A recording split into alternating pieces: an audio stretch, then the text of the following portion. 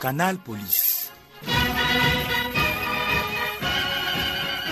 Mardi 8 mars 2016, un nouveau jour. Mesdames, Messieurs, bonjour et bienvenue sur les antennes de la CRTV. Vous écoutez Canal Police, le micro-programme de la Sûreté nationale réalisé sous la supervision générale de M. Martin Bargan-Guélé, délégué général à la Sûreté nationale, rédacteur en chef, commissaire de police principal Joy-Cécile Ndjamandeng, chef de la cellule de la communication et des relations publiques.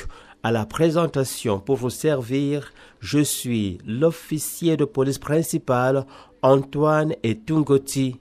Aujourd'hui, nous commémorons la 31e édition de la Journée internationale de la femme. Ces jours de défilé et, comme à l'accoutumée, les femmes de la Sûreté nationale vont marquer le macadam avec les autres femmes, sauf que, pour les Amazones de la police, c'est une pratique régulière car marquer le pas fait partie de leur bagage. Actualité oblige, cette fois-ci, ce sera plutôt en tenue pagne du 8 mars, bien entendu, et non en tenue réglementaire. Voilà pour le sommaire.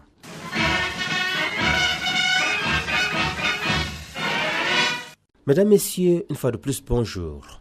En ce moment, le personnel féminin de la Sûreté nationale est en train de converger vers les différents sites du défilé pour communier avec ses sœurs la Journée internationale de la femme. En prélude à cet événement, ce personnel a mené plusieurs activités. Ici, à Yaoundé, siège des institutions, elles ont été conduites par leur doyenne, la commissaire divisionnaire Cécile Yono, inspecteur général de la Sûreté nationale qui a répondu à nos questions samedi dernier après la marche sportive organisée par le ministère de la Promotion de la Femme et de la Famille. Dans un premier temps, elle nous a livré son sentiment après cette activité supplémentaire. D'abord un sentiment de reconnaissance envers le chef de corps qui a donné les moyens nous permettant de participer et de célébrer avec beaucoup de faste la Journée internationale de la femme. D'admiration envers mes collègues qui se sont donnés à fond pour que les activités menées à l'occasion de la célébration de la Journée internationale de la femme soient un succès. Le personnel féminin de la Sûreté nationale qui a pris part à cette marche sportive ne s'est pas contenté uniquement de marcher comme les autres. L'inspecteur général explique pourquoi. C'est ça la particularité de la femme fonctionnaire de police. Nous sommes des femmes, certes, mais nous n'oublions pas qu'en plus d'être femmes, nous avons reçu une formation qui nous permet d'encadrer et d'assurer la sécurité de tous les citoyens. Donc, quel que soit l'endroit où la femme fonctionnaire de police se trouve, elle agit en tant que femme, mais elle a des ressorts et des ressources qui lui permettent de réagir en temps réel. C'est pour cela que vous avez vu, tout en marchant dans la joie, les réflexes étaient là, les attitudes étaient là. Nous assurions la sécurité des marcheurs. Enfin, Madame l'inspecteur générale a rappelé les principaux temps forts qui ont ponctué cette semaine préparatoire au défilé. En premier lieu, nous avons organisé une causerie éducative préparatoire à l'ensemble des activités.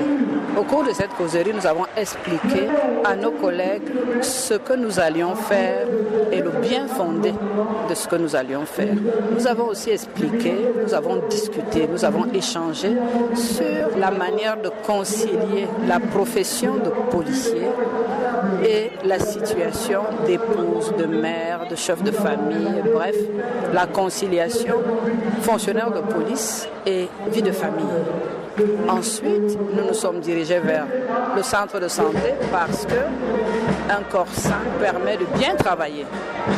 Le délégué général a demandé que les fonctionnaires de police, leurs conjoints, bref, toute la famille policière soit réunie afin d'enlever ce stress-là aux policiers, le stress de la maladie, leur maladie d'abord, et le stress de la maladie de leurs proches.